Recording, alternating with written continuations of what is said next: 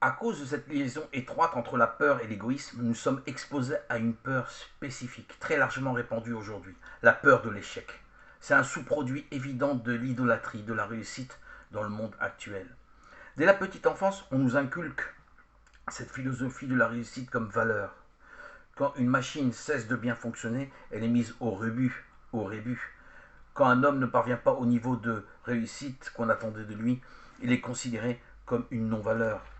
Notre monde ne fait pas de place aux ratés, et ceux qui ne réussissent pas sont mis au banc de la société. Exclu de la société, l'homme ne peut s'aimer lui-même parce qu'on l'estime une non-valeur. Il ne peut acquérir ce respect de soi, ce sentiment de sa valeur propre dont, dont nous avons tous besoin pour être capables de vivre. Et ainsi, la peur de l'échec en arrive à être plus forte que la peur de la mort. À nouveau, nous constatons le lien entre le manque d'amour de soi et le suicide, entre sa terreur de l'échec et sa tendance à faire de lui-même son centre. Le suicidaire se sent piégé. Alors la seule façon de se délivrer de sa peur lui semble être se délivrer de lui-même. Mais le suicide n'est pas la réponse. La réponse, c'est d'apprendre à vivre avec la peur. À cet égard, une parole de Jésus m'a été bien utile. Vous aurez des tribulations dans le monde, mais prenez confiance, j'ai vaincu le monde. Jean chapitre 16, verset 33.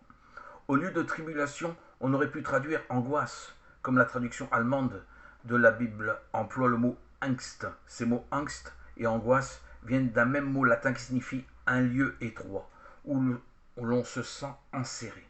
Et c'est exactement la sensation qu'on éprouve quand on a peur.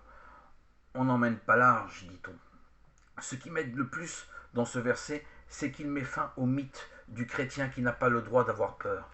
Jésus le dit d'une façon précise, réaliste. Dans le monde, vous avez des angoisses. Dans le monde, vous avez peur. Quand on vous apprend qu'on veut apprendre à se comporter avec la peur, il importe tout d'abord de cesser de la combattre. J'étais à une terrible école durant la Seconde Guerre mondiale dans cet apprentissage de la vie avec la peur. Il m'est arrivé de vivre des jours, des semaines dans la peur d'être tué d'une minute à l'autre, presque d'une seconde à l'autre. Dès qu'on entendait le fracas de l'artillerie russe, je savais que les secondes qui suivaient décideraient de ma vie ou de ma mort.